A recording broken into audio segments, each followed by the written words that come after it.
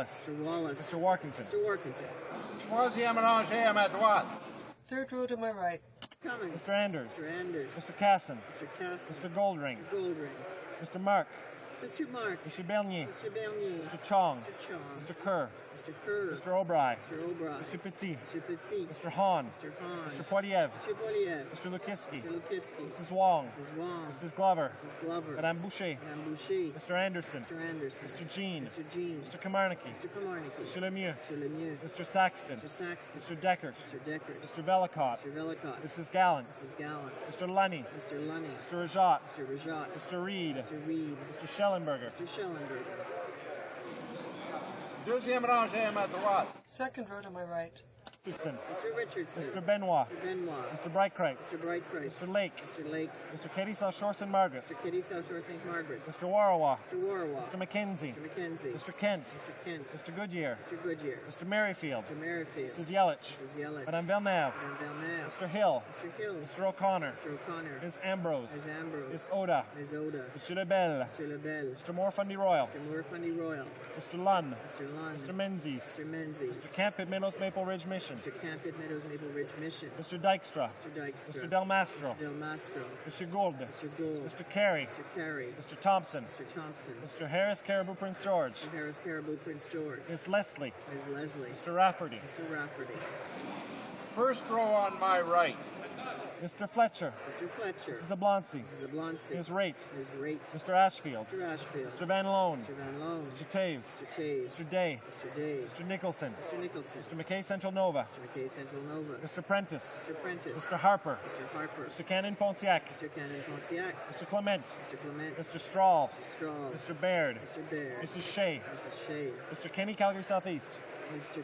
Kenny Calgary Southeast. Mr. Moore Port Moody Westwood Port Coquitlam. Mr. Moorport Moody Westwood Port Coquitlam. Mr. Paradis. Mr. Paradis. Mrs. Aglukat. Mrs. Aglukat. Mr. Blackburn. Mr. Blackburn. Mr. Abbott. Mr. Abbott. Mr. Duncan Vancouver Island North. Mr. Duncan Vancouver Island North. Mr. Marston. Mr. Marston. Ms. Chow. Ms. Chow. Mr. Martin Winnipeg Center. Mr. Martin Winnipeg Center. All those opposed to the motion will please rise. Fifth row on my left. Quatrième rangée à ma gauche. Fourth row on my left. Third row on my left. First row on my left. Fifth row on my right. Quatrième rangée. Fourth row on my right. On my right. Mr. Sorensen. Mr. Sorensen. Mr. Allison. Mr. Allison. Mr. Bazan. Mr. Bazan. Deuxième rangée à ma droite. Second row on my right. Row on my right.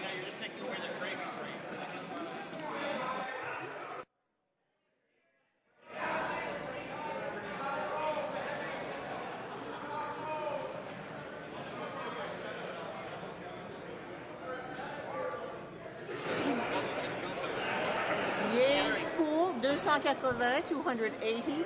Nays contre 3. Je déclare la motion adoptée. I declare the motion carried.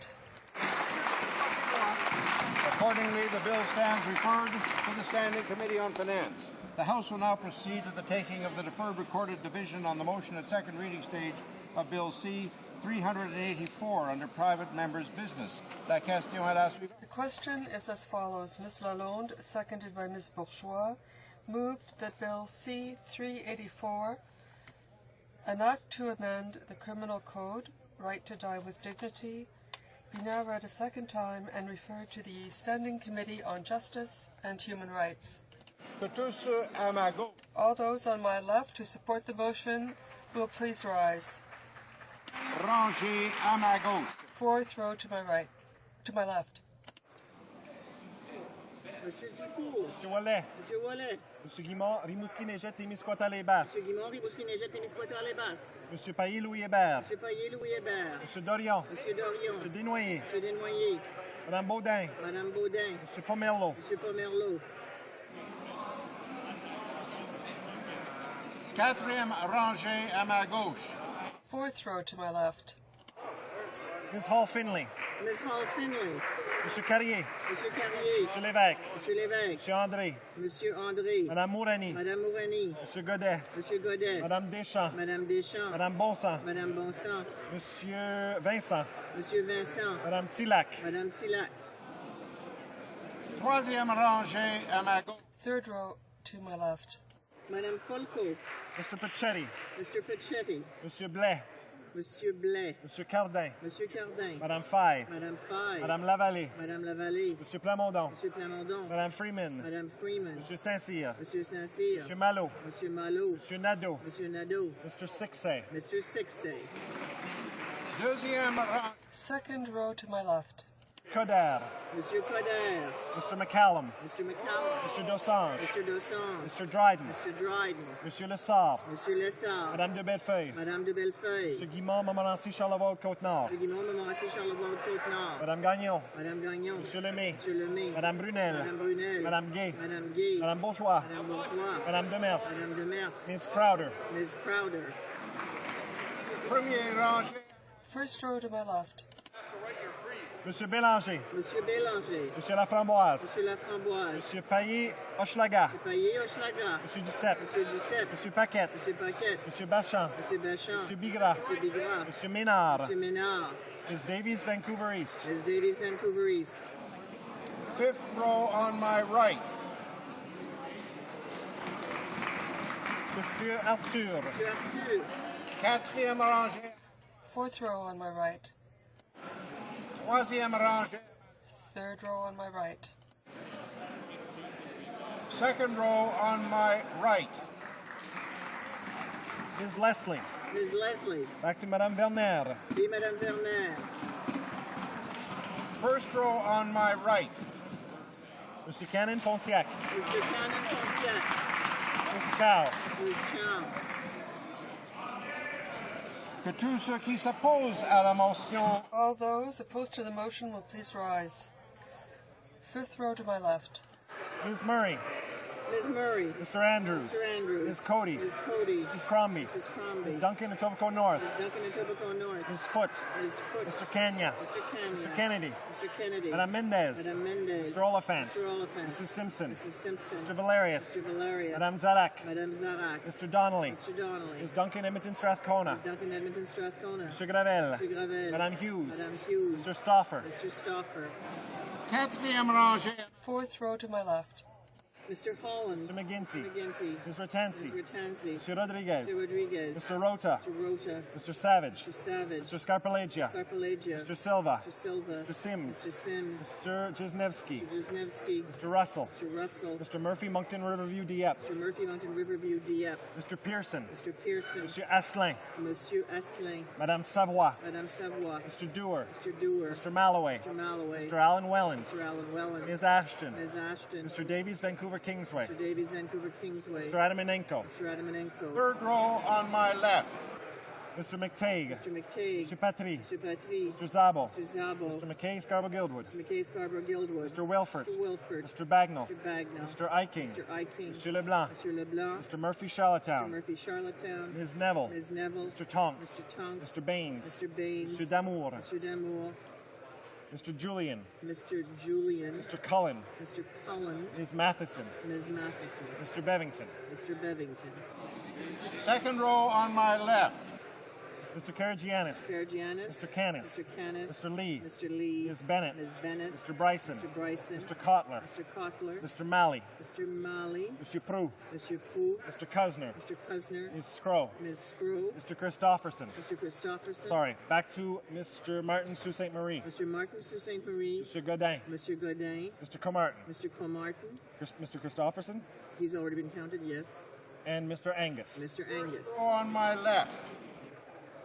Ms. Guarnieri. Ms. Guarnieri. Mr. McCauley. Mr. McCauley. Mr. Volpe. Mr. Volpe. Mr. Bevilacqua. Mr. Bevilacqua. Ms. Fry. Ms. Fry. Mr. Regan. Mr. Regan. Mr. Ray. Mr. Ray. Mr. Goodale. Mr. Goodale. Ms. Mina. Ms. Mina. Mr. Byrne. Mr. Byrne. Monsieur Bouchard. Monsieur Bouchard. Monsieur Mulcair. Mr. Mulcair. Mr. Layton. Mr. Layton. Ms. Washalee Chalice. Ms. Wesley Chalice. Mr. Massey. Mr. Massey. Mr. Harris St. John's East. Mr. Harris St. John's East. Fifth row on my right. Mr. Scheer. Mr. Scheer. Mr. DeVolen. Mr. DeVolen. Mr. Clark. Mr. Clark. Mrs. Block. Mrs. Block. Mr. Bowen. Mr. Bowen. Mr. Braid. Mr. Braid. Ms. Brown Newmarket Aurora. Ms. Brown Newmarket Aurora. Mr. Calandra. Mr. Calandra. Mr. Shorey. Mr. Shorey. Mr. Dreeshen. Mr. Dreeshen. Mr. Hoback. Mr. Hoback. Ms. Hepner. Ms. Hepner. Mr. Holder. Mr. Holder. Mr. Lobb. Mr. Lobb. Mr. McColman. Mr. McColman. Mrs. McLeod. Mrs. McLeod. Mrs. O'Neill Gordon. Mrs. O'Neill Gordon. Mr. Payne. Mr. Payne. Mr. Rathgaber. Mr. Rathgaber. Mr. Upal. Mr. Upal. Mr. Richards. Mr. Richards. Mr. Rickford. Mr. Rickford. Mr. Weston, West Vancouver, Sunshine Coast, Sea to Sky Country. Mr. Weston, West Vancouver, Sunshine Coast, Sea to Sky Country. Mr. Weston, St. John. Mr. Weston, St. John. Mr. Woodworth. Mr. Woodward. Mr. Young. Mr. Young. Mr. Armstrong. Mr. Armstrong. Mr. Généreux. Mr. Généreux. Fourth row on my right.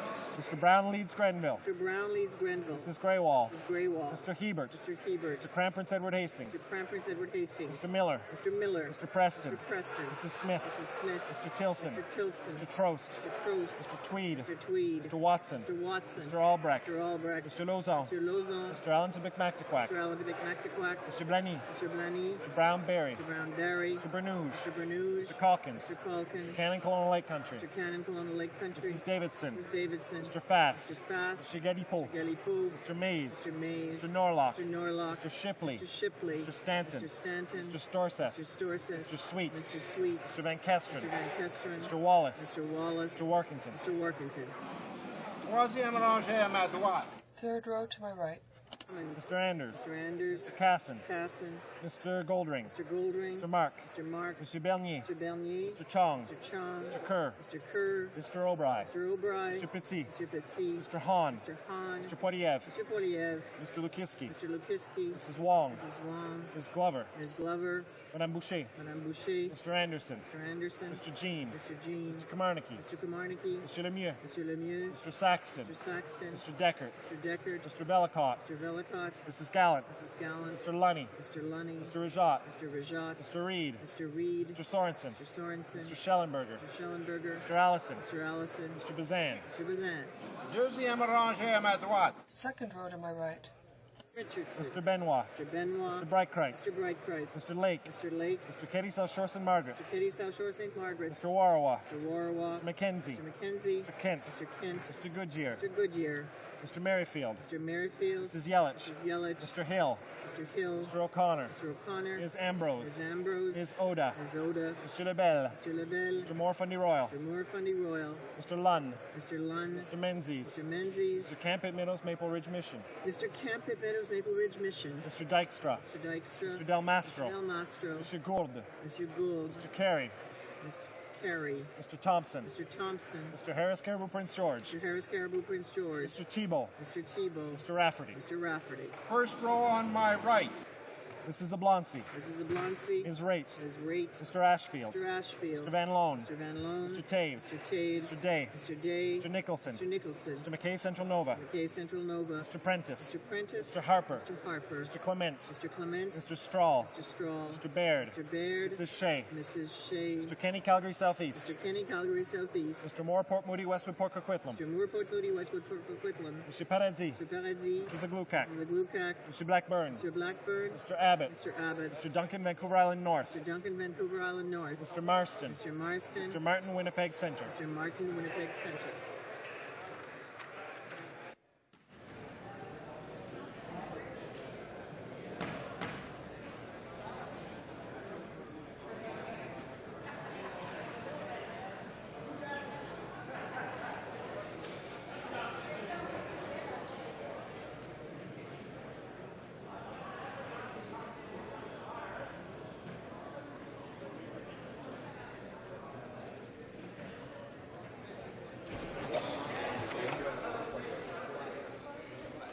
Not that I saw. Yeas pour 59, 59. Nays contre 228, 228. À l'ordre, je déclare la motion. Order. I declare the motion defeated. But at this moment, I have a few points of order. For South. I was rather distracted in the process of voting and voted yes, while I intended to actually vote no, so I request that my vote be changed. Now, Mr. minute. The honourable member for York Centre is also rising on a point of order. I'll hear him first. It's on the same matter, Mr. Speaker, but I intended to vote against. I voted for, and I'd like to have the permission to change my vote to vote against. Is there consent for the honourable members to change their vote from yes to no for the Vancouver South and York Centre? Is it agreed?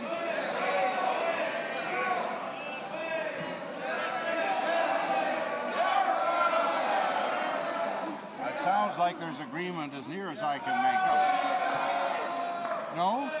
Oh, no, there's no agreement.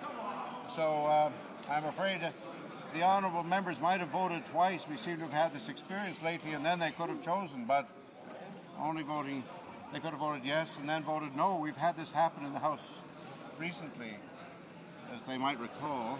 But in the circumstances, we'll leave the vote as is, but their point of order has been duly noted on the record. And that'll be that. Now, the Honourable Minister of State also has a point of order. Thank you, Mr. Speaker. I would like to be recorded as abstaining on this bill. The reason, Mr. Speaker, is I believe that end-of-life issues need to be debated in our country more. I believe that life should be the first choice, but not the only choice, and that we have to ensure that resources are provided and supports are provided to Canadians so the choice is free. Mr. Speaker, I believe when all is said and done, the individual is ultimately responsible. I want to make this decision for myself, and if I can't, I want my family to make the decision. And if I believe that most Canadians, or many Canadians, feel the same. As William Henley said in his poem Invictus, I am the master of my fate. I am the captain of my soul.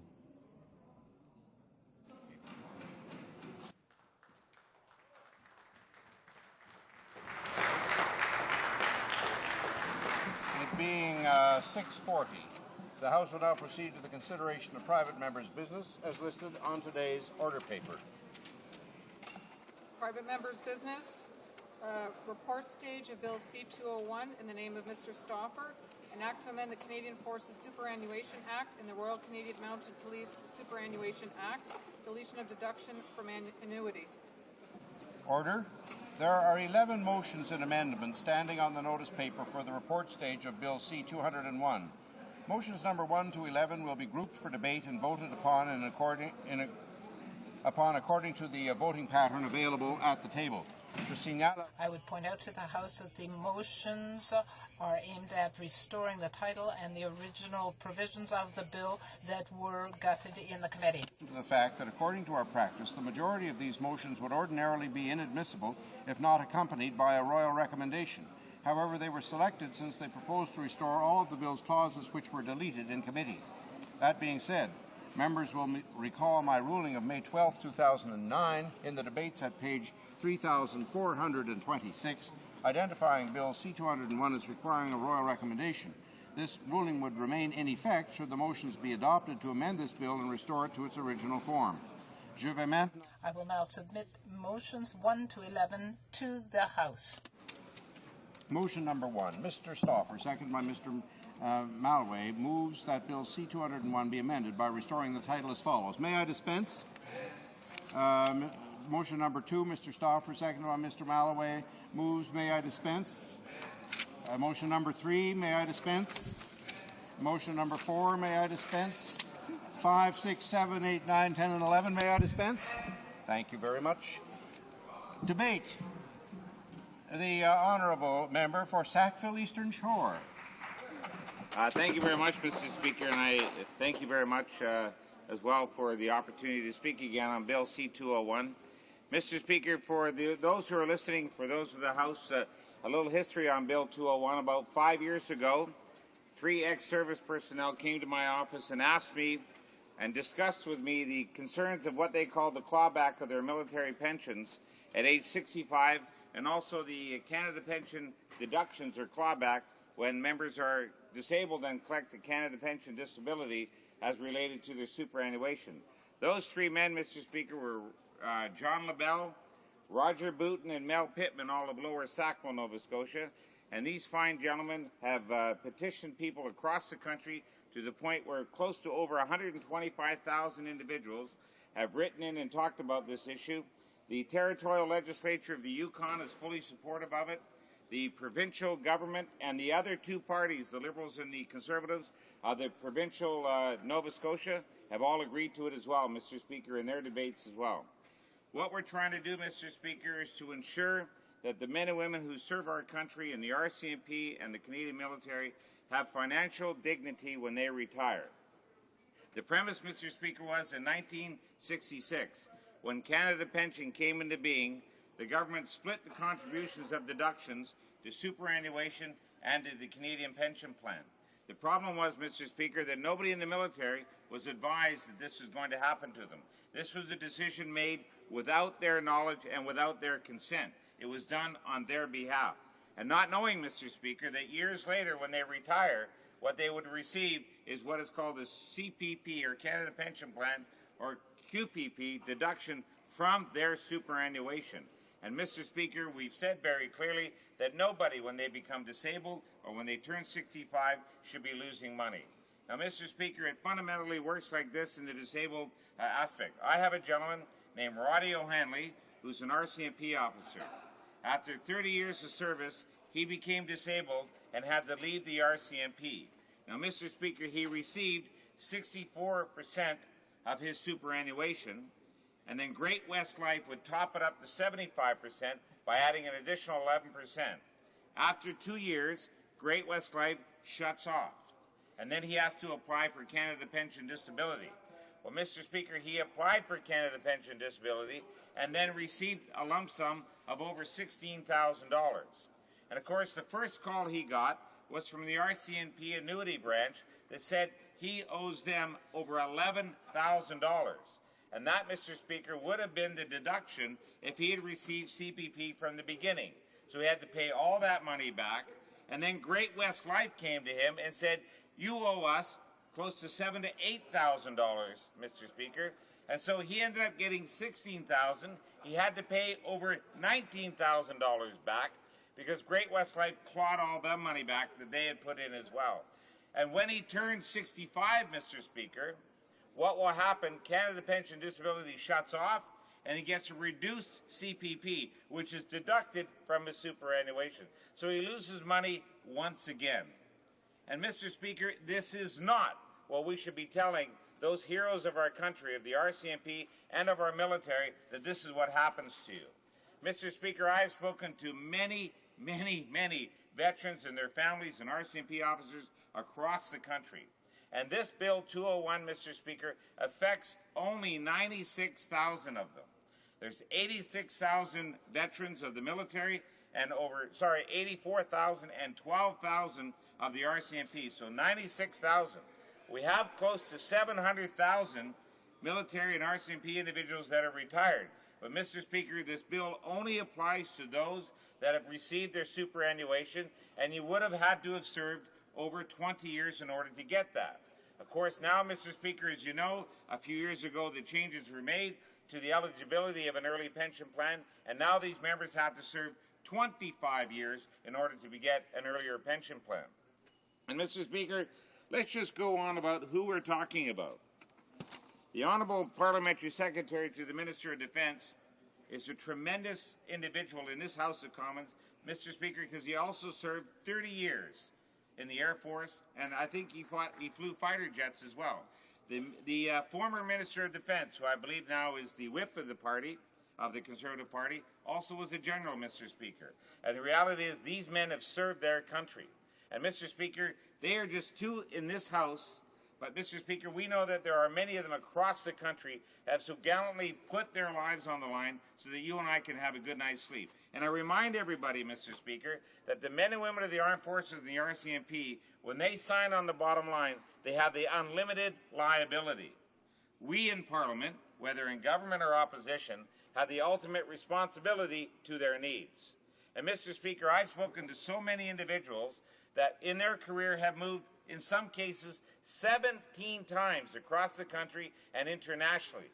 And Mr. Speaker, what this has caused, in many cases their own personal spouses were not able to hold down jobs, Mr. Speaker, because if they were moving consistently that way, when their future employer found out that their husband, for example, was in the service, they probably wouldn't hire them, Mr. Speaker. So their spouse lost the opportunity to contribute to their own pension plan. And plus the fact, Mr. Speaker, these again are the heroes of our country. These are the men and women who allow us to have a good night's sleep. And what I'm trying to intend to do with this bill is to ensure that their financial needs are met when they turn 65. Now, is the government doing anything legally wrong? No. They're not, Mr. Speaker. They're following the rules according to what happened in 1966. That's a fact. But what we're saying to Mr. Speaker is that the average person of these 96,000 that I'm talking about, if they follow what we have done, the average person would receive about $200 extra a month in their total allotment. Now, Mr. Speaker, out of that, though, what the government has refused to say is that they would receive less old age security payments, in some cases less GIS. And that would be a saving to the government, Mr. Speaker. Plus the fact that in some cases, some of these may end up in a higher tax bracket, and then again, they'd have to be taxed on that. But most importantly, Mr. Speaker, if you give the average disabled veteran or RCMP officer or a retired one at age 65, what do you think they're going to do with that additional funds, Mr. Speaker? Pump it right back into the economy. And, Mr. Speaker, what we're talking about in many cases is fairness and respect and financial dignity for when these individuals retire.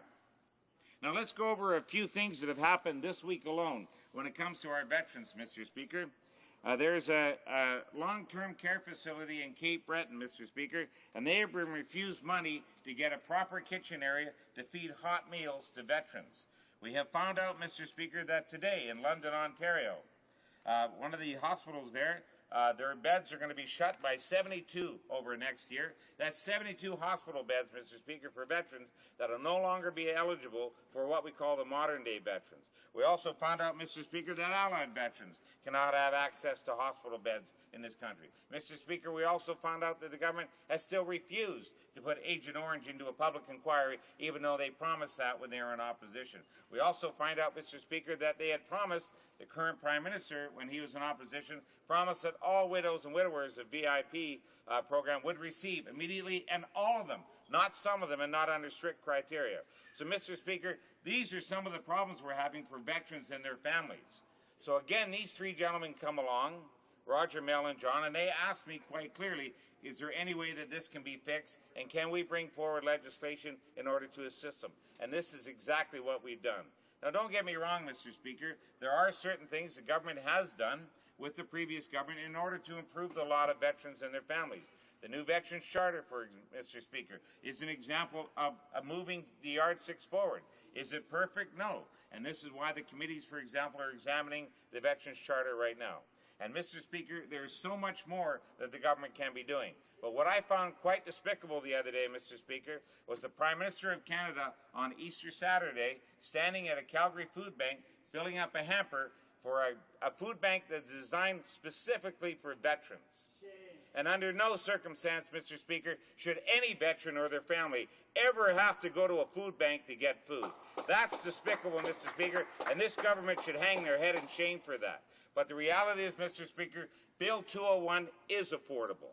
Even the Parliamentary Secretary of Defense said that it would cost about $100 million, and he's absolutely correct, Mr. Speaker. But if you take in all the savings the government could have, this is an investment in our veterans and in our RCMP and their families, Mr. Speaker. And I, for one, and our party, for one, firmly believe that the men and women who serve our country deserve our greatest gratitude, and they deserve to have this bill passed through the House of Commons. Thank you very much, Mr. Speaker. Resuming debate, the Honourable Parliamentary Secretary to the Minister of National Defence. Well, thank you very much, Mr. Speaker. The Honourable Member for Sackville Eastern Shore proposes, of course, restoring Bill C-201 to its original form he introduced last year. After debate here in the House, after lengthy consideration by the Standing Committee on Veterans Affairs, Mr. Speaker, nothing has changed since the Standing Committee agreed to remove the proposed clauses.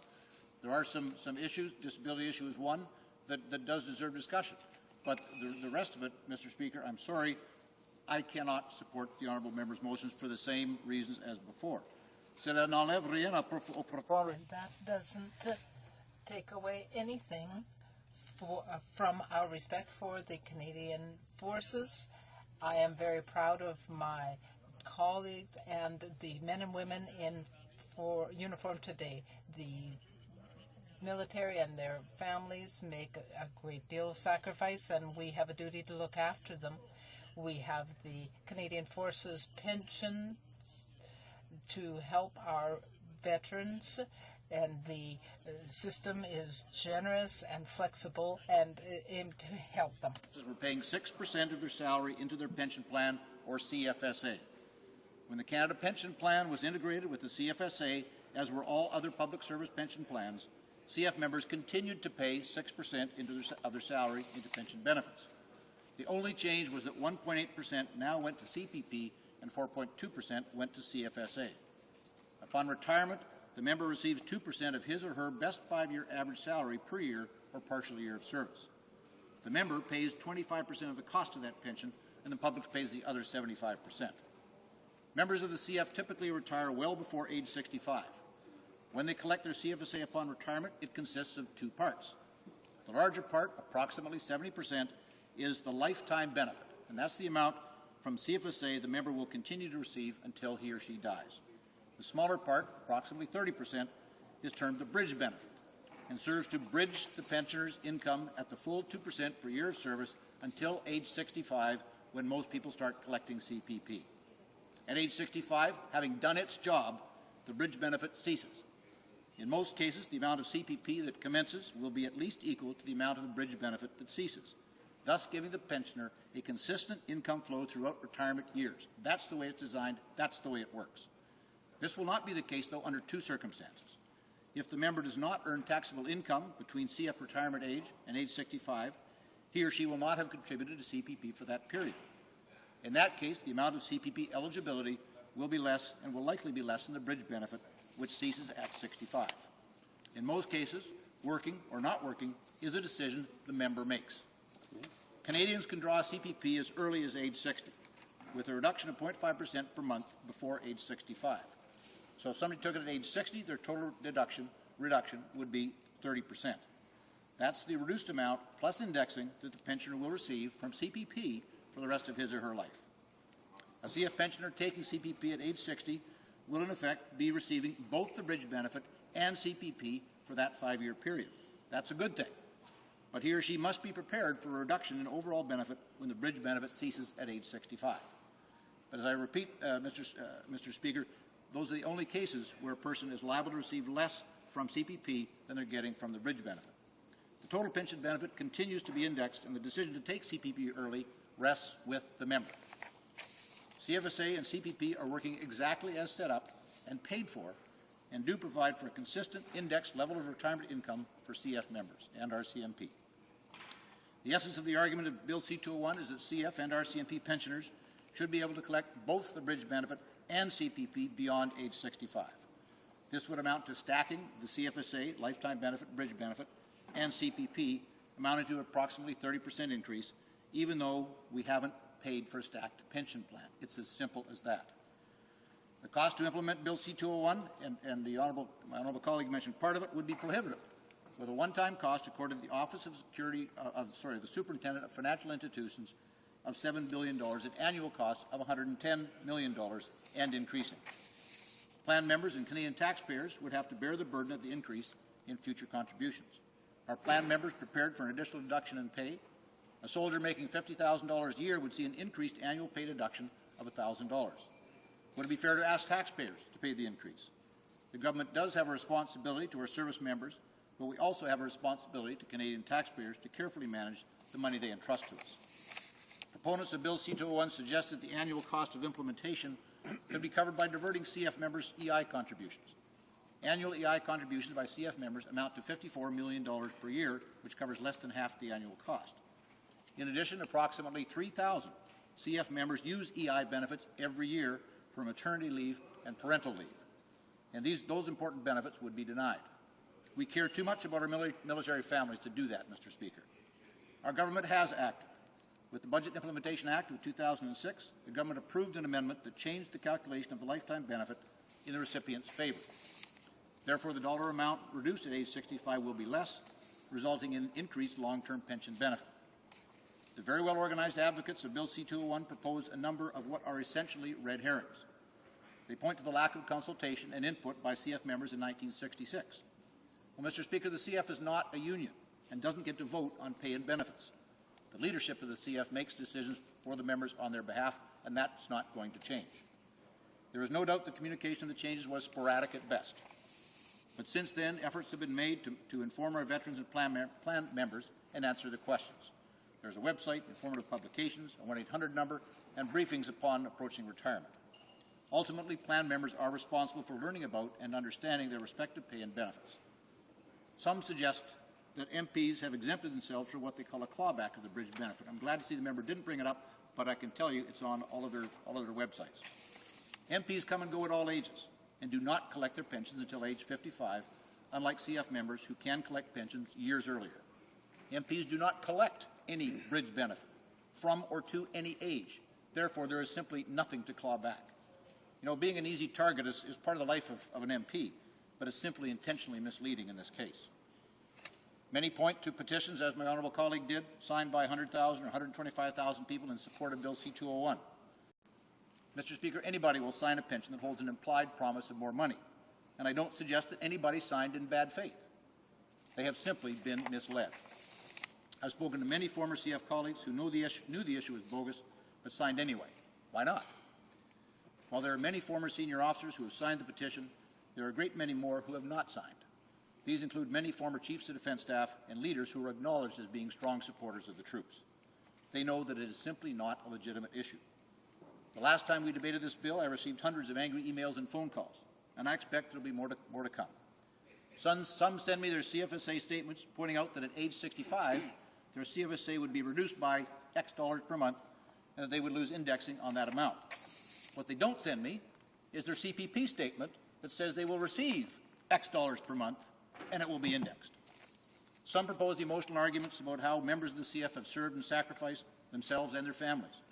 That is true, and I can attest to that from personal experience. Canadians respect that sacrifice and are grateful for it. But Canadians serve voluntarily. They are well paid, well treated, and get excellent trades training and experience for future employment. And I can also attest personally to the relevance and the generosity of the Canadian Forces Superannuation Plan. And retirement benefits are generous by any contemporary standard. The CF RCMP plans are set up exactly the same way as all other public service pension plans and most other defined benefit pension plans such as teachers' plans. Where would the dominoes stop and at what cost if this bill were to be implemented? With respect to our pension plan, our benefit is based on our investment. Members are receiving the full benefit from the investment, and the pension plan is working the way it was intended. Mr. Speaker, our government has taken our obligations to veterans very seriously. We've implemented a Veterans Bill of Rights, Veterans Charter, Veterans Ombudsman, brought in pension income splitting and many other tax benefits for seniors, addressed the Agent Orange and Atomic Vets issues, and a host of other points, Mr. Speaker. We, in fact, have invested about $2.1 billion more in our veterans than the previous Liberal administration. While we've done much for veterans and serving members, there will always be more to do and more to be considered. The disability issue is, in fact, a legitimate issue, and that is one that should be discussed. But it's lumped in with the majority of folks, the 96,000 that my colleague talked about, which have nothing to do with that issue. Unfortunately, spending an inordinate amount of time on things like Bill C-201 distracts from examining those issues. It's a difficult issue for many, there's no doubt. And I can tell you it's no fun being the poster boy with my face on Legion dartboards across the country. We've all had to make tough decisions in our lives and careers, and we all try to make them in the most honest and informed way possible. Mr. Speaker, as said at the beginning, nothing has changed. Notwithstanding all of our respect and gratitude for our veterans, this bill is simply unrealistic, it is not founded on fact, and unfortunately we cannot support it. Thank you. Resuming debate, the Honourable Member for Don Valley West. Thank you, Mr. Speaker, and I too am pleased to rise today in the House to speak on Bill C-201 and the reintroduction of clauses at this report stage. I want to begin by thanking the Honourable Member from Sackville Eastern Shore for his hard work in this endeavour, for spearheading it from the beginning, also for his tenacity. I mean, I think the member is known for three things, at least, his tenacity in keeping issues alive before this House and in the community, his commitment to veterans, which is outstanding, and also his compassionate understanding of the needs of veterans and how they relate to ordinary lives of people. He may also be known for his constructive approach to his role as critic, and I want to thank him for keeping that constructive role and ensuring that we continually try to look at how to improve benefits, programs for veterans, and this is part of that process.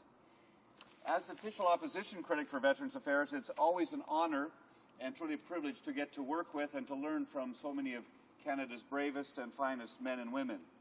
Their courage and integrity, as shown to us through their service, their years of active service, is outstanding. And they lead by example in showing what Canada truly is as a country. Canadian Forces members, as well as members of the RCMP, make this country proud in their service in this country and also around the world. Whether it's traditional veterans who are becoming elderly, those from World War II and Korea, or modern veterans from the Cold War, from peacekeeping operations and from failed state operations, now from Afghanistan and even most recently from Haiti, they have earned our respect, they deserve our care and our commitment to their well-being. C-201 is an act to amend the Canadian Forces Superannuation Act and also the RCMP Superannuation Act. As has been explained by previous speakers, these two forces have superannuation plans that are meant to provide for members of the forces in their retirement year. The way it works is that those who have served Canada in uniform outside our borders and also inside our borders receive annuities upon retirement. Like all pension plans, public and private, these annuities represent deferred income. They represent income that was foregone at one stage in life, and they receive it and accrued interest and earnings later in life. In fact, what they do is they take less income earlier, pay into a plan, and receive it later. So this is not some sort of a benefit that is being given to them. This is earned income or foregone income which the government puts aside on their behalf instead of higher salaries or wages, and allows them to have a good retirement. The honourable member has stated very clearly that that is not the existence for many of our retired members. He spoke of the Calgary Poppy Fund, he spoke of homelessness, he spoke of a number of issues that are plaguing some of our veterans, and part of those problems are financial. They're not the only problem. There are other problems that veterans face, but financial problems are one of them. When veterans turn 65, some of them are surprised that the annuity that they receive actually goes down by about the same amount as their CPP or QPP kicks in. And they're surprised to learn this because many of them did not know about it before. Once they're able to receive those benefits, either at age 65 or earlier due to a disability, they realize that they have had a bridging amount that they thought was going to continue, and many of them are surprised to not receive the full amount of CPP or QPP. This reduction, as they perceive it, has caused a great deal of consternation in the community. The honourable member who presents this bill has reminded this House of that and has done it eloquently and elegantly continually. Those people in the Liberal caucus that were here supported this bill at second reading to ensure that it received a full and fair hearing at committee. It was sent to committee for further study, for consultation, and for deliberation, and that's what we did. The committee did its work, and at the end of the process, the Conservative members managed to vote to gut the bill completely. Every part of it was negated. Today, the member for Sackville Eastern Shore is reintroducing each part of the bill, the clauses of the bill, and we were reminded of his tenacity in doing this, and we offer our respect and our thanks for that. As a Liberal Party critic for Veterans Affairs, I've recommended to our caucus that we support the reintroduction of these clauses and support the principles of this bill. This issue is not uncomplicated. These pension funds, these plans, are contributory plans. They're actuarially based on the integration of the CPP or QPP and the superannuation funds at hand. The member has advanced several reasons for supporting this bill, not the least of which is the recognition of the very special contribution of the members of the Canadian Forces and the RCMP. There is not a member in this House, frankly, on either side, who doesn't show the sense of gratitude and the commitment that we all have to honor the covenant that has been made with members of our Canadian Forces and the RCMP. There is not a member in this House that doesn't approach this with great respect and due care and the concern we have for our veterans. Our soldiers, our sailors, air crew, these men and women, as well as RCMP officers, have served us, have protected us, and demand that we consider this fully. We understand that their commitment and their sacrifice is part and parcel of their daily work. We understand that it is necessary for their families as well to have the same sense of duty and sacrifice. We understand that this concept is in part, is in full actually, what every member of our Canadian Forces undergoes from the day they enlist to the day they retire. We know of the hazards, the risks to life and limb that they undertake every day on our behalf, and the promise that we need to keep to ensure that their retirement are good years. The committee heard all of this and more. But, Mr. Speaker, principally what they heard was that their knowledge of their superannuation plans was not complete. The committee repeatedly heard that at the time of receiving the reduction, these members have been surprised. Whether they should have been surprised or not is not for me to judge. What I have seen is, as veterans have come to us, the documentation was too complex for them to grasp at times, or was not available or accessible to them in ways that they could comprehend, or it was not part of their life experience. They were often young, not considering their retirement years, and not understanding the concept of bridging. For this reason, our party will be supporting this bill at this stage.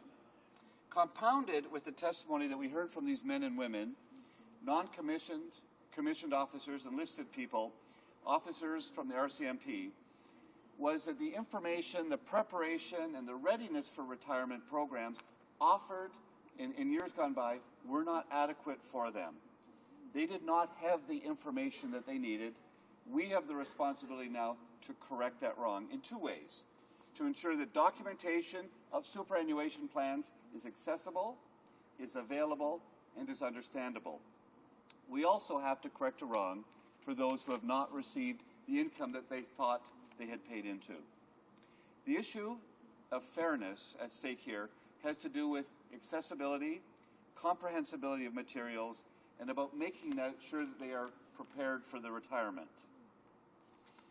The honourable member who has presented this bill has been very effective in mounting a campaign, which the parliamentary secretary referred to. And I want to quote from one of the main activists in this, Mr. John LaBelle.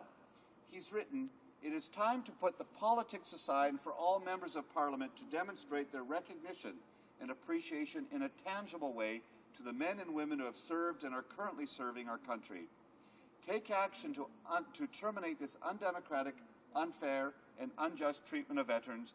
Terminate this pension benefit reduction that has been imposed on them without fair and open consultation. This misguided policy violates the principle of democracy, fairness, and justice as it affects the welfare of veterans and their families in their golden years." Mr. Speaker, we are all aware that there will be financial implications to this bill. It is somewhat disingenuous of the member who has proposed it to not have clearly signaled that to all who are affected by it. This will no doubt require a royal recommendation. We will not be able to fulfill this promise unless the Conservative government comes fully on board and supports it. I hope they do so. Thank you, Mr. Speaker. Reprise du débat. Resuming debate, the honourable member for Berthier-Masquinongé. Mr. Speaker, it is with great interest that I speak again on this bill, C-201, an act to amend the Canadian Forces Superannuation Act and the RCMP Superannuation Act, in order to delete the deduction for pensions.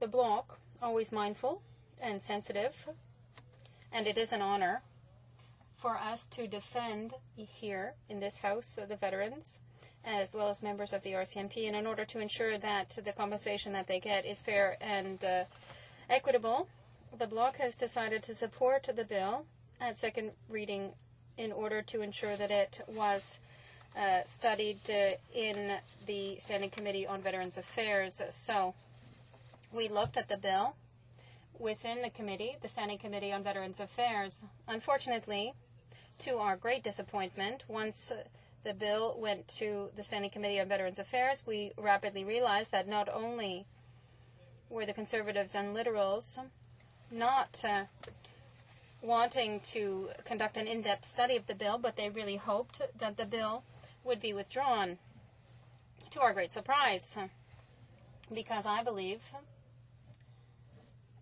that as the member the member who spoke before me said, veterans must be treated fair and equitably, which is not currently the case with the current pension system.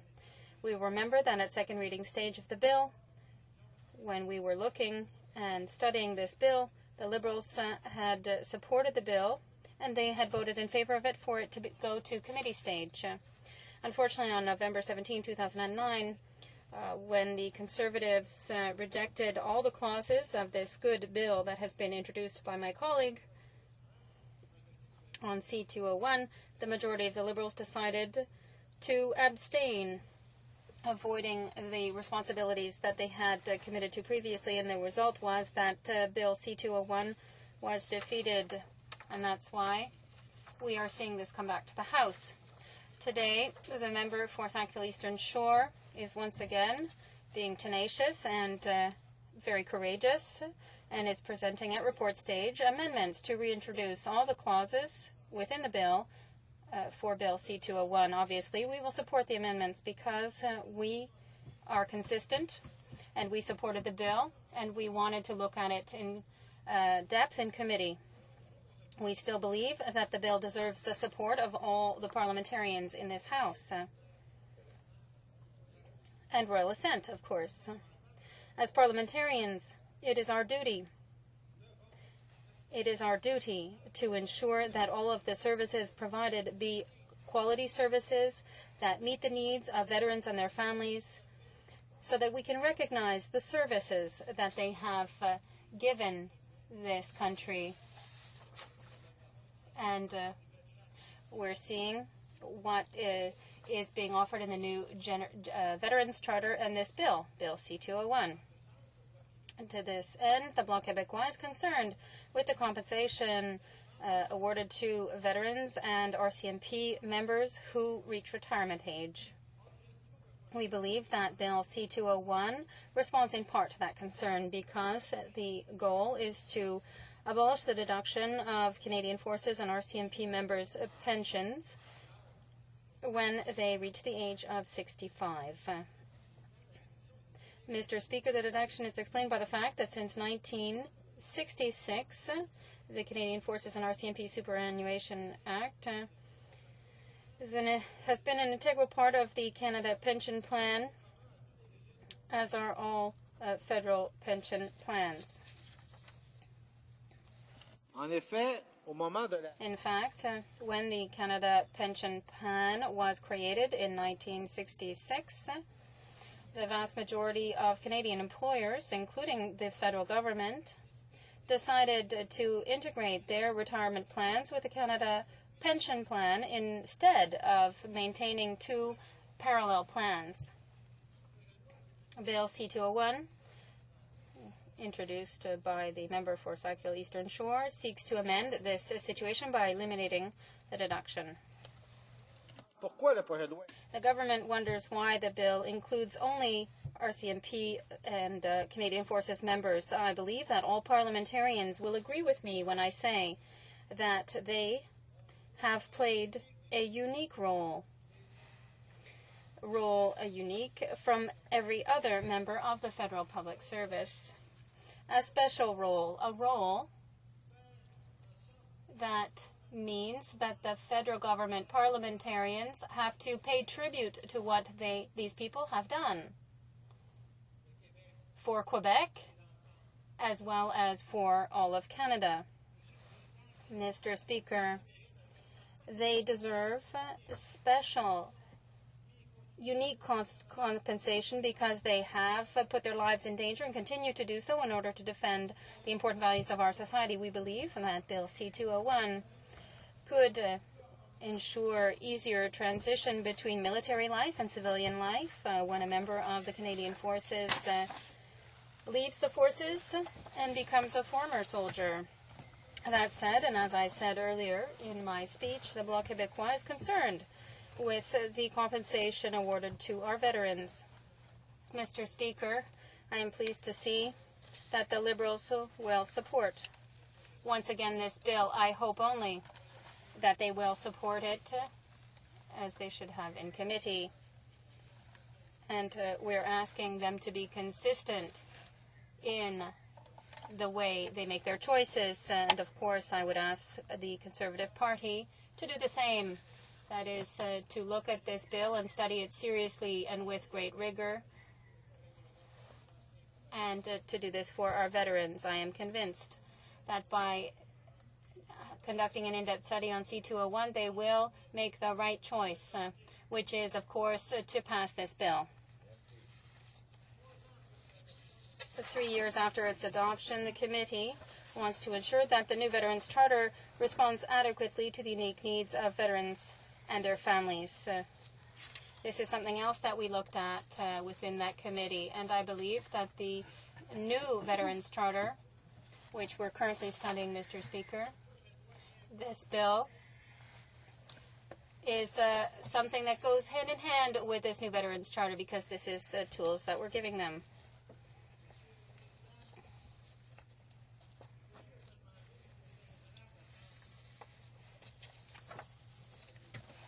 Mr. Speaker, I think that we can ask whether it's reasonable to expect from a veteran that he make the most judicious decisions with respect to how to use this lump sum after having undergone the stress of military operations. Considering the magnitude of the mission in Afghanistan, increasingly soldiers who have unfortunately been wounded will be subject to these new rules. Mr. Speaker, over the following weeks, the Veterans Committee will have several files to deal with. And there is the issue of the charter. A Veterans Charter is very important, but there are problems that we have to deal with respecting veterans. The post-traumatic stress syndrome, we heard from witnesses recently who said that several soldiers who are back from Afghanistan and who experienced very stressful situations. Well, officials from Veterans Affairs have to make sure that they have services that really are adapted to veterans. So, Mr. Speaker, what I hope for our veterans is that they get proper pay so that they can have a security to a certain living standard for them and their families. And I think in the last budget, the government should have provided more for veterans because they're facing very serious problems. We have to provide for them the very best services. This bill could improve in a notable way the money that goes to our veterans so that they can have a retirement worthy of the sacrifices they have made during their service. And for these reasons, and for reasons of justice, I urge all members in this House to vote for this bill. Thank you. Resuming debate, the honourable member for Elmwood Transcona. Well, thank you, Mr. Speaker, and I'm very pleased to speak to Bill C-201 this afternoon, and I'm very pleased to hear the comments of my good friend from the Bloc, and certainly the new critic from the Liberal Party is the member for the Bloc has explained. This particular Bill C-201 made it through second reading with the support of the Liberals, of the NDP, and the Bloc, but however, when it went to committee, the Conservatives brought in motions and the Liberals abstained, therefore allowing the Liberal motions to pass and derailing the bill. And now the member has brought back the motions at this stage. And I guess this all points to how tenacious this member is, and how this member did explain in his presentation that this has been a 5-year effort on his part, and where he has sent got thousands of signatures on petitions. And I would have to say, Mr. Speaker, that the veterans have an exceptional champion in the member for Sackville Eastern Shore, because I don't know of any other member in this House, past or present, who would go to that sort of an effort, spending 5 years on a bill that involves potentially a royal recommendation, and he's as energized now as I'm sure he was 5 years ago on this issue. So it's not a big surprise when I hear the parliamentary secretary for the Minister of Defence make his speech tonight, because before I got ready for this speech, I did review the Hansard of all of the other speakers to this bill in the previous stages, and I noticed that the member, the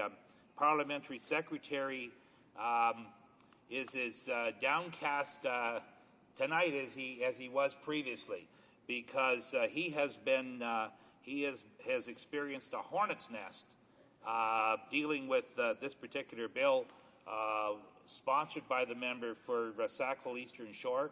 He's tonight talking about how fearful he is of the hundreds and hundreds of emails that are going to come his way tomorrow, the hundreds and hundreds of emails that he had to deal with last time.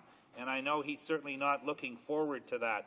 And the fact of the matter is, Mr. Speaker, that he has every reason to expect that, and he should know that that's what his party deserves for the way they've acted on this particular bill.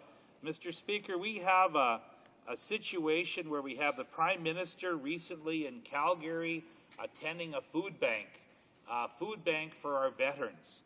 We have a situation where we have promises made by this Prime Minister when he was in opposition, when he was opposition leader. Well, it's easy to make promises, but how good is he at keeping these promises, Mr. Speaker? He's been in power now over 4 years. He promised that he would take care of the Agent Orange situation. He promised a public inquiry into Agent Orange. Well, where is it? And when will it happen? It's something that's been swept under the rug and probably will never happen. Certainly, as Brian Mulrooney used to say, a sacred trust. Well, this, Mr. Speaker, is another broken trust of this government. Also, we're talking about and hearing more stories of veterans' hospital beds being closed. I believe the member mentioned some examples today. I think there may be examples in my home city of Winnipeg as well that this government is contemplating. So this is not the signal that the veterans want to hear from this government. They want a government that supports veterans. The member for Sackville Eastern Shore tells us that 96,000 people are affected by this particular bill out of a total of about 700,000 retired military and RCMP personnel. And that what we are talking about here, Mr. Speaker, is roughly, in a gross sense, around $200 a month. Well, let me tell you, Mr. Speaker, this $200 will be spent by these veterans and will flow right back into the economy, which is exactly what we need in the type of fiscal environment that we're in at this stage. And regardless, even if the economy wasn't in the fragile state it is right now, if we are in a robust part of the economy, the fact of the matter is that this money going to this people will actually be spent. We're not going to see this money squirreled away. It's going to be spent. And this money is owed to and is properly due to people who sacrifice themselves in the military. We all know of military families. We all know of children of military people who have spent a whole childhood being moved around. 3 years here, 3 years there, changing schools. And when they do that, the spouses find it very difficult to get jobs because, as the member for Sackville Eastern Shore did mention, that employers are reluctant to hire somebody who maybe will only be there for a year or two. So these people end up not setting down roots and not establishing a long-term careers. And so when they find themselves at retirement age, they are at a disadvantage. And they're not the only segment of society that's disadvantaged. We have the entire, a huge section of the senior population in the country as a whole is at a disadvantaged situation right now. It's an incumbent on this government to take action on pensions. Our leader just explained in the last week that if we took, I believe it's $700 million, I believe that's the figure, but that type of a figure, that we could raise the 400,000 people, I think it is, who are living below the poverty line up to the poverty line. And once again, this is all money that'll just find its way back into the economy because these people will spend the money. They're not going to be squirreling it away. They're not going to be sending it to offshore tax havens. They're not going to be spending it on worldwide cruises and palaces in the Bahamas. So I think that's a much more sensible way to spend our money than to be giving tax breaks, more corporate tax breaks to the banks, who, as I had indicated many times before, made $15 billion last year, paying their CEOs up to $10.5 million a year, and juxtapose that reality to the reality here. And we call ourselves a first world country. Well, Mr. Speaker, we should be much more careful when we say things like that, when we treat our seniors and our retirees and our veterans the way we do. And so, Mr. Speaker, I wanted to for some time to invite the member for Sackville Eastern Shore to Winnipeg, because we have active legions in Winnipeg. I have 3 in my home riding. We have Royal Canadian Legion number 7 in Transcona on Regent, and I have certainly spent a lot of time there. We have the Elmwood number 9 at 920 Nairn, and we have the Canadian Legion number 81, Prince Edward, at 300 Trent. And while I was an MLA for 23 years, I certainly attended that legion. All 3 of those legions would be thrilled to have the member for Sackville Eastern Shore appear there to speak to them about veterans issues, because he's just does such a phenomenal job. He's an inspiration to veterans right across the country, and there's basically an open invitation on my part to him to get him out to Manitoba to talk to the veterans, and I think that would be time well spent for all concerned. And I want to thank you very much, Mr. Speaker, and I want to encourage the 3 opposition parties to stick together on this and get the government on side as well. Thank you. Resuming debate, the Honourable Parliamentary Secretary to the Minister of Veterans Affairs. Yes, thank you very much, Mr. Speaker, and certainly we're all familiar with the contents of the bill, and I do want to start by the member did recognize in putting this forward that, as he said, it requires a royal recommendation, and of course we know that that won't happen. I want to point out as part of that, and I know he's sincere in his effort behind a lot of this, but he full well knows that he and his party have voted against most of the budget implementation measures of this government, including many initiatives that would help veterans out very, very much. So I want to just remind him that it's not always that he's been supporting veterans' efforts, in spite of what's been said. But my main comments, I guess, that have to do with this coming back are the comment made by the critic from the Liberal Party of Veterans Affairs, suggesting somehow that when this went through the process it did and got to the committee, that all of a sudden it was the Conservatives that have defeated the action and killed it on the spot. I'd remind the House, as we are often, that this is a minority parliament. And since we are a minority membership in the committee, we needed another party, and that was the Liberal Party, that determined that this bill should go no further than it did, and that was the end of the road.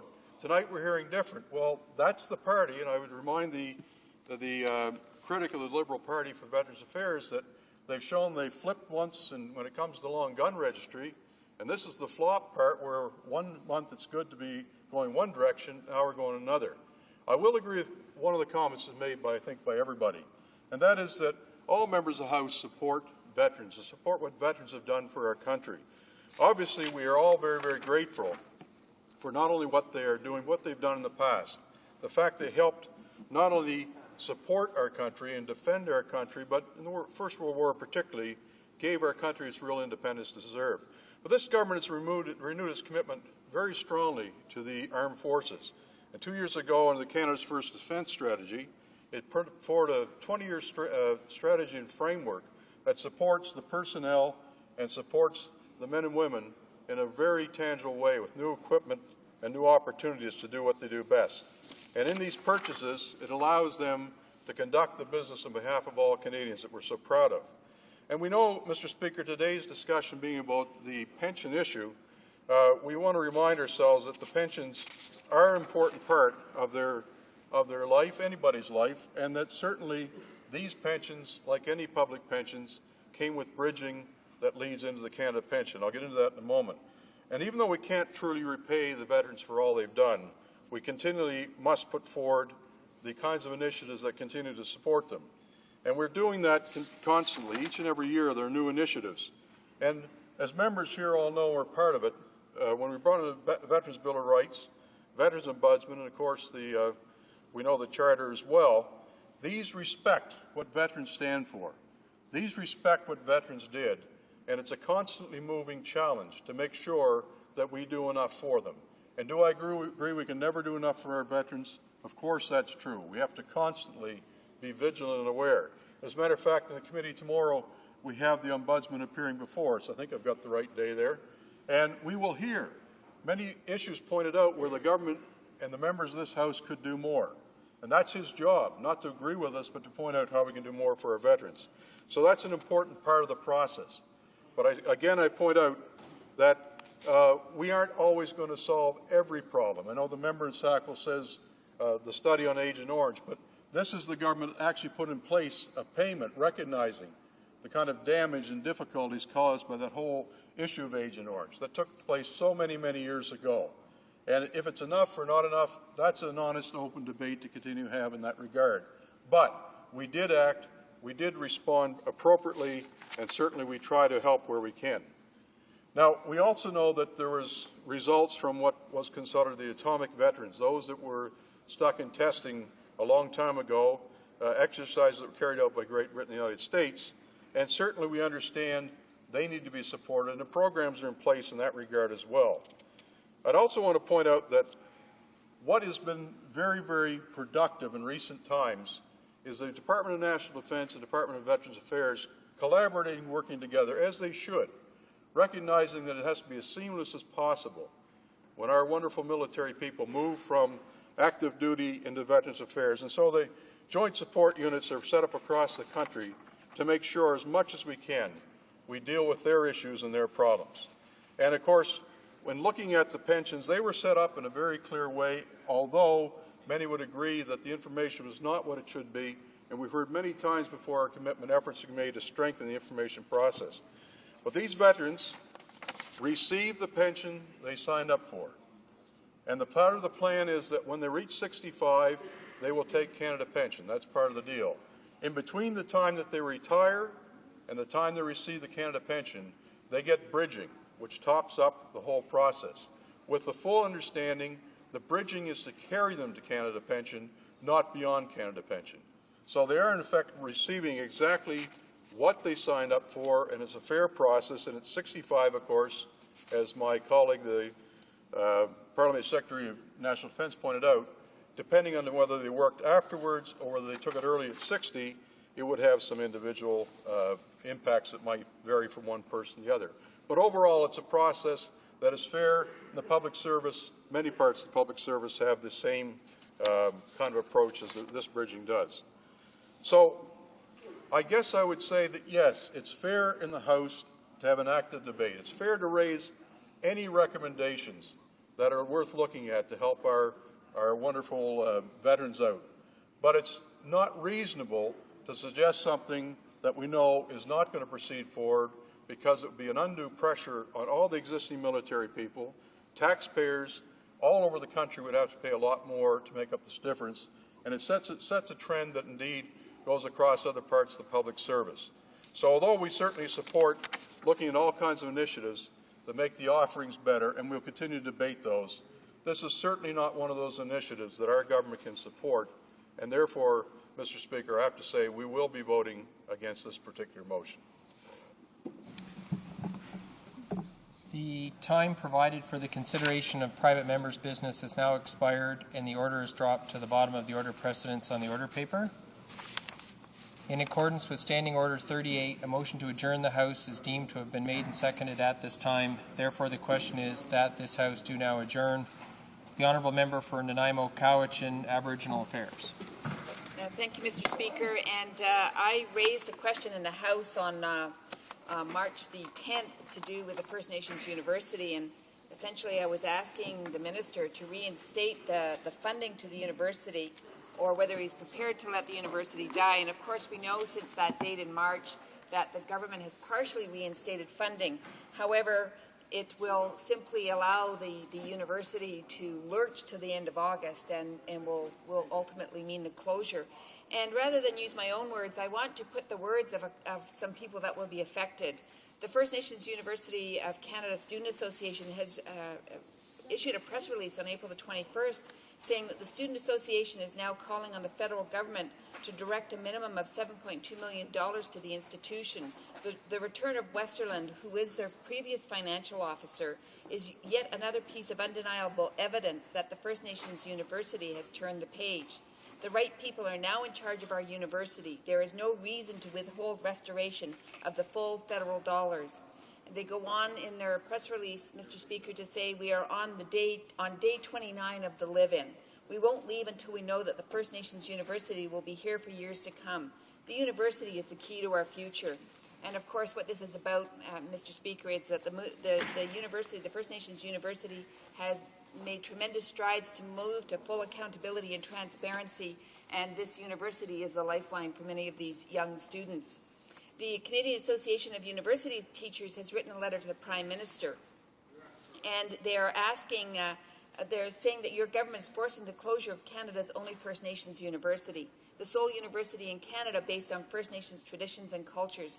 By refusing to restore the full funding for First Nations University, your government will now make it impossible for First Nations University students to study in an institution based on First Nations traditions and culture.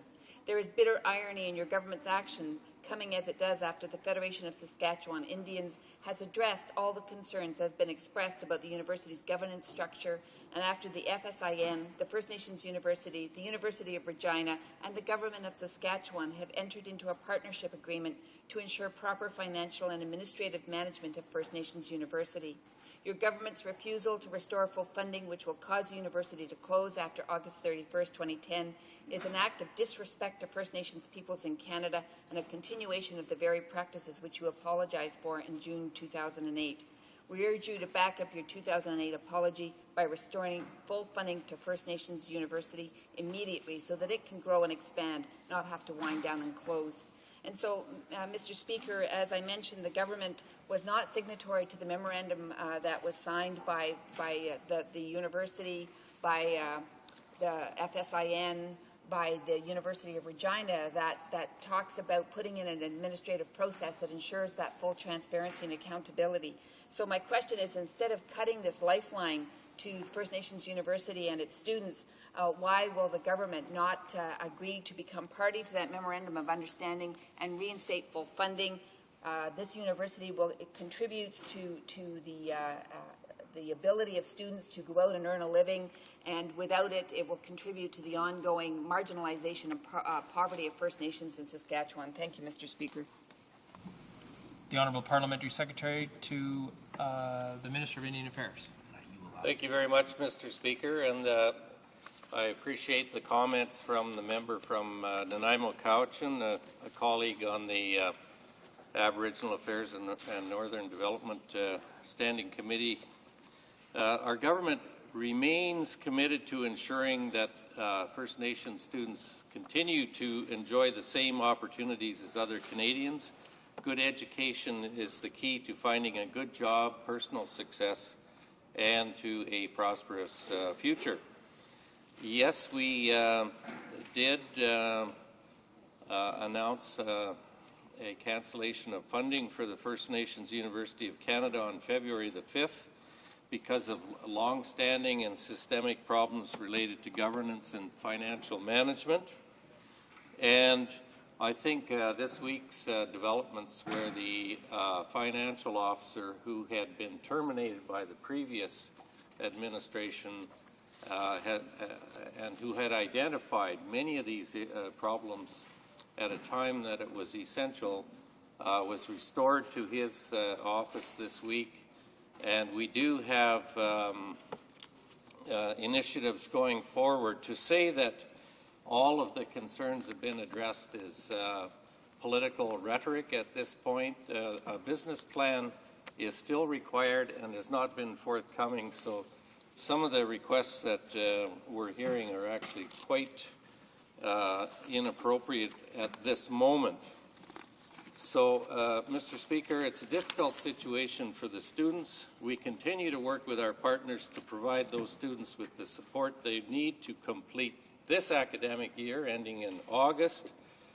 And so we're offering monies under the Indian Studies Support Program to an eligible post-secondary institution in good funding. At this point, it looks like the University of Regina, who are a signatory to the MOU.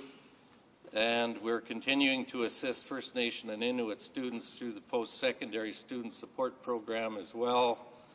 And about 2/3 of the students at the First Nations University receive this funding.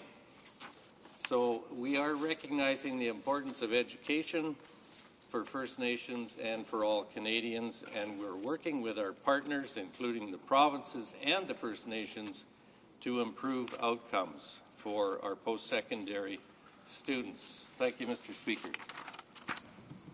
The Honourable Member for Nanaimo Cowichan. Well, Mr. Speaker, I thank the Parliamentary Secretary for that response. However, what is widely acknowledged is that the First Nations University in Saskatchewan provides a unique opportunity for First Nations students.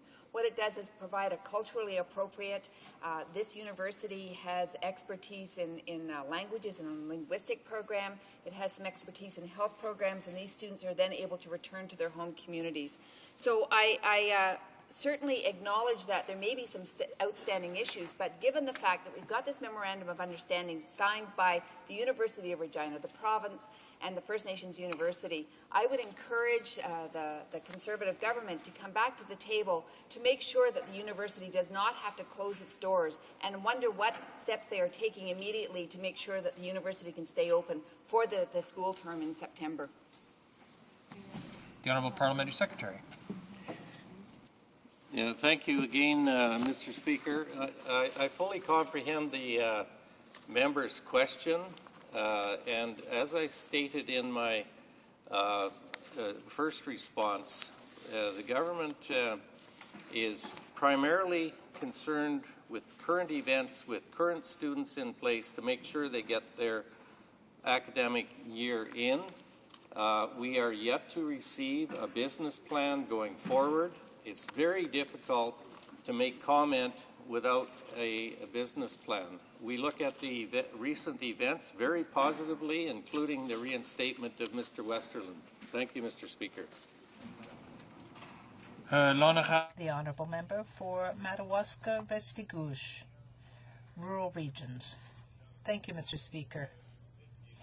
When one says rural regions, this refers to a question that I asked a few weeks ago.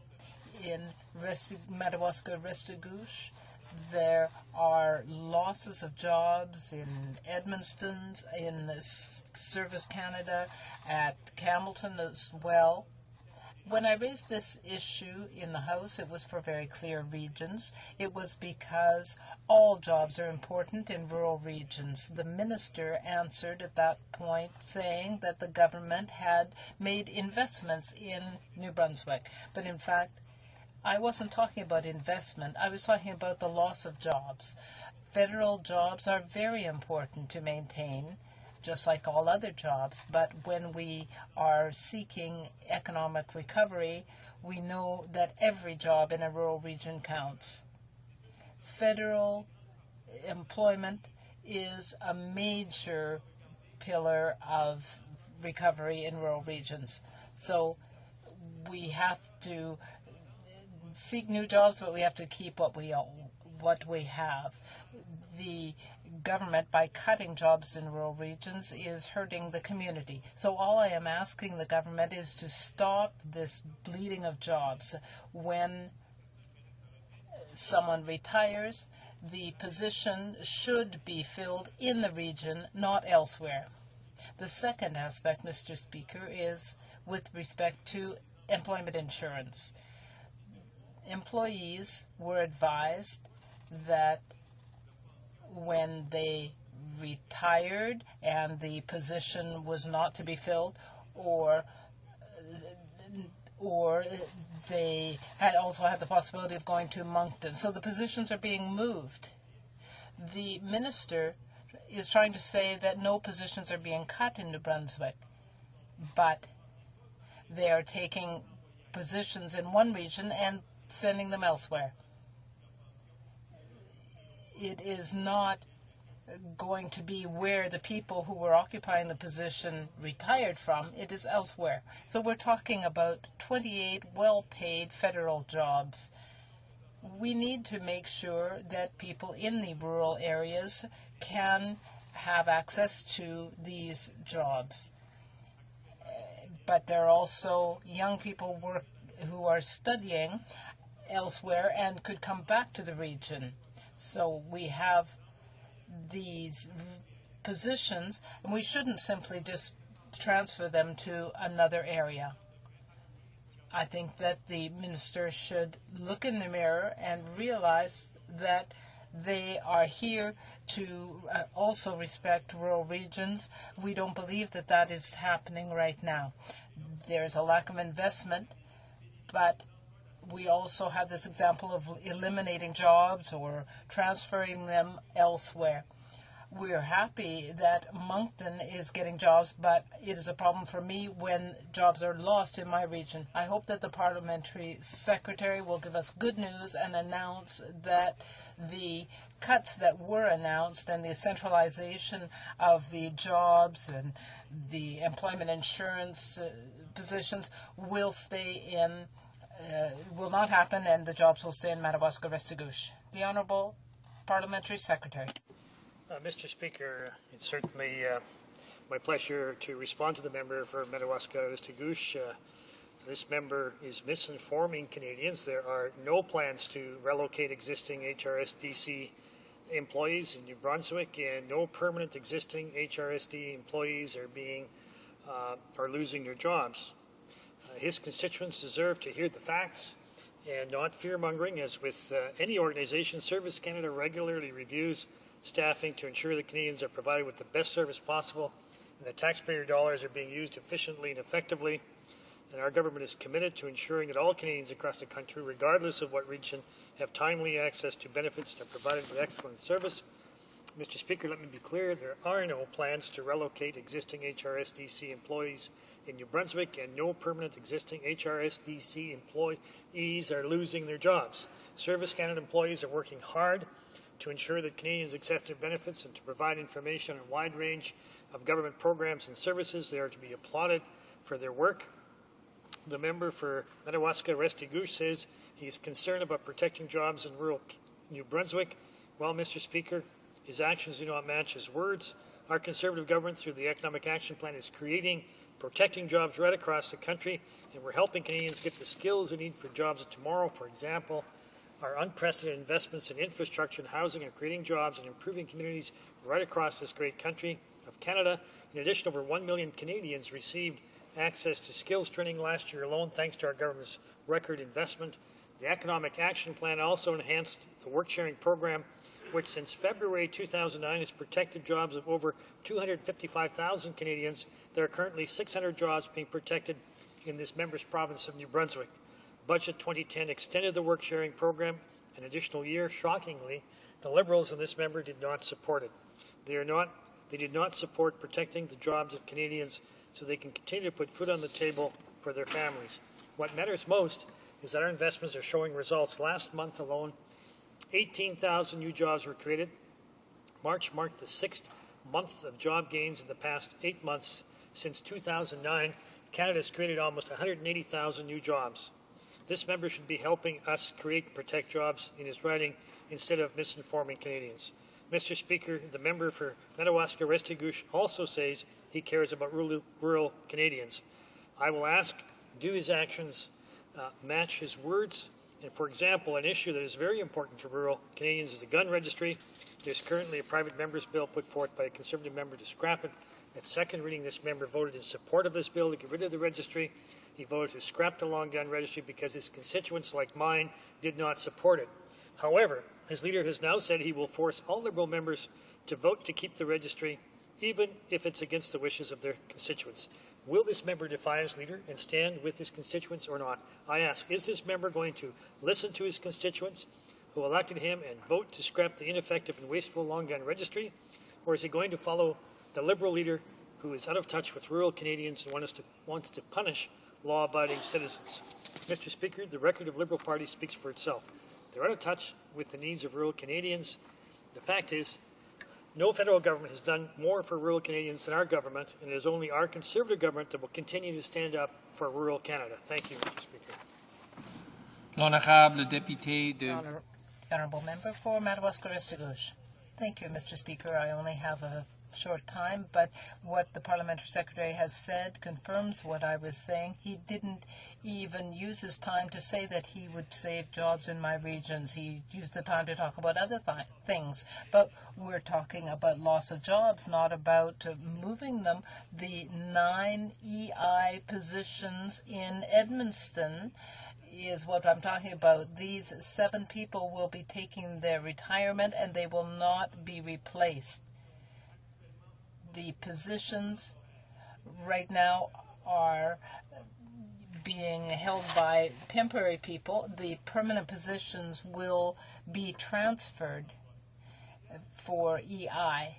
And I want to know whether the Parliamentary Secretary can promise us tonight that when these people retire, they will be replaced by people in the same region to deal with EI files, yes or no? Honourable Parliamentary Secretary. Mr. Speaker, let me repeat what I've said. That was very clear. I said there are no plans to relocate existing HRSDC employees in New Brunswick, and no permanent existing HRSDC employees are losing their jobs. That's the fact. In fact, we have created jobs. We've created jobs throughout Canada in various regions, including the home province of New Brunswick that this member resides in. We're committed to ensuring that Canadians all across the country, regardless of what region they live in, have timely access to benefits and are provided with excellent service. That's what we're doing, Mr. Speaker, and I would urge this member to focus on the facts, to focus on what matters to constituents, issues like creating jobs, protecting jobs, and in fact scrapping the long gun registry. Thank you, Mr. Speaker.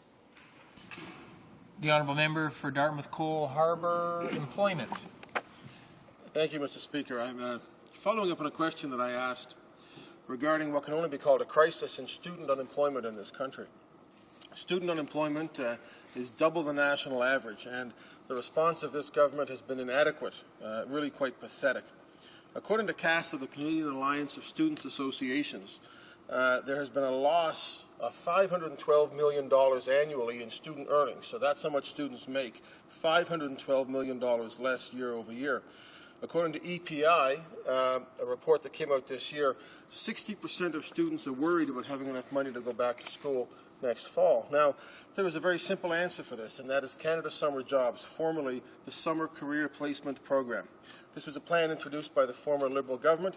It works fabulously. It's a win-win situation because it employs students, like the bright young pages who work in this house here.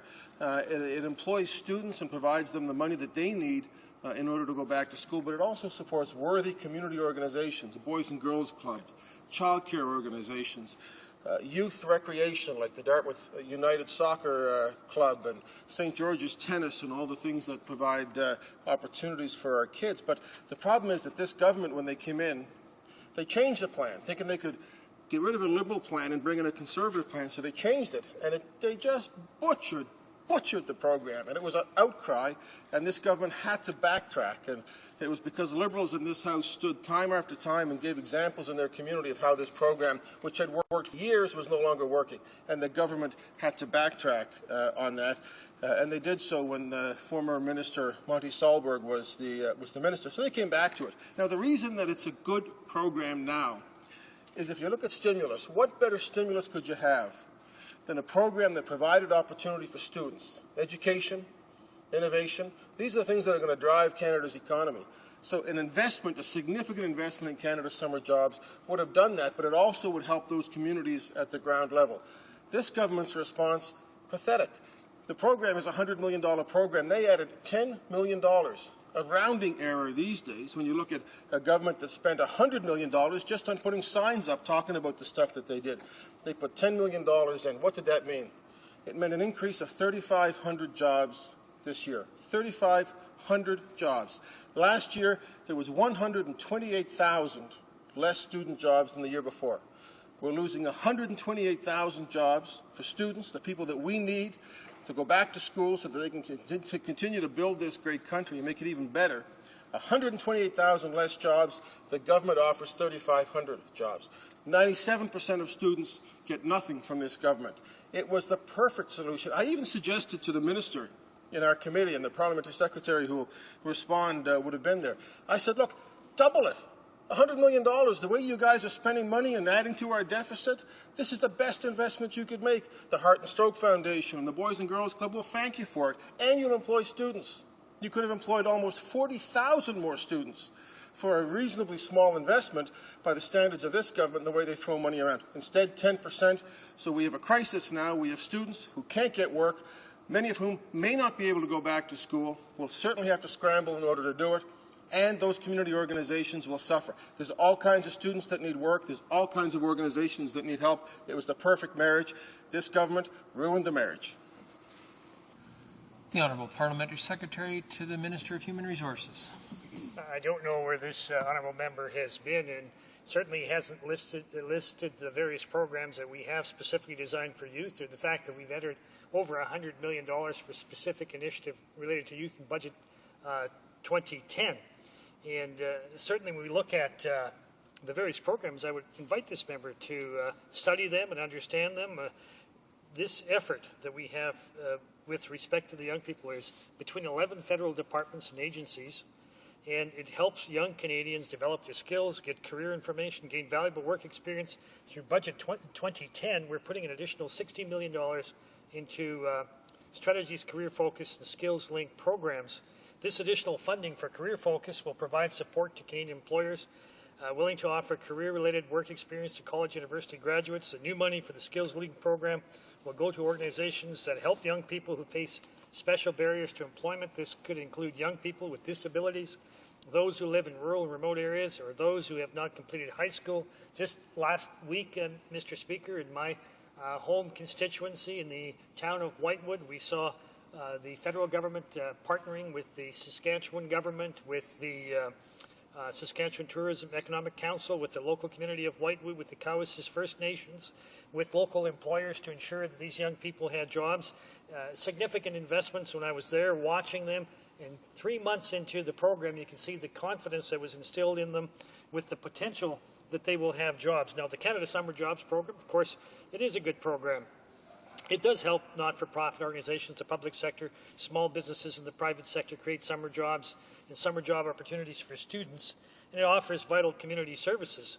But you know, Mr. Speaker, the total program funding over 2 years is $107.5 million, hardly a rounding figure. We've added to that program an additional $10 million last year, and an additional $10 million this year. When you look at the overall program, we'll see that 37,500 jobs have been created across Canada, many of them in this member's own riding, and ridings right across the country.